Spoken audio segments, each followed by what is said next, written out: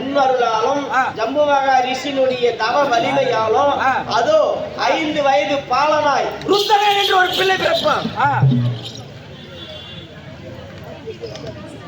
5 வயது பாலனாய் ருத்ரன் என்று சொல்லக்கூடிய வன்னியன் பிறப்பான்.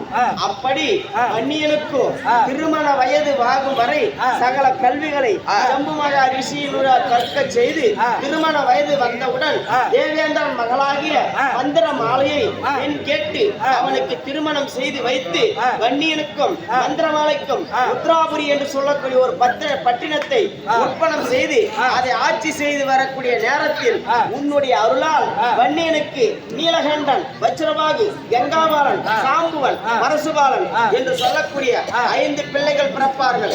அப்படி 5 பிள்ளைகள் பிறந்து திட்டாக்கிரமாக வாலிப வயதை அடைந்தவுடன் வன்னியனுடைய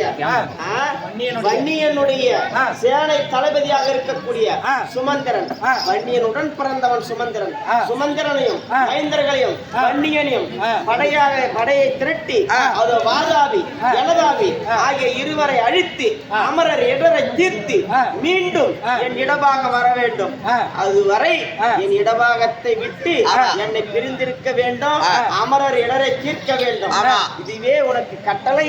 சென்று வன்னியனை உற்பணம் செய்து அமரர் இடரை தீர்த்து மீண்டும் என் இடமாக வருவாயாக.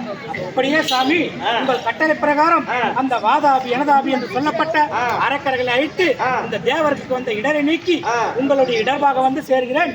எனக்கு விடை கொடுங்கள் சாமி. அதோ நல்ல ஆசி கொடுத்திருக்கிறேன். சென்று வருவாயாக. அப்படியே வருகிறேன் சாமி.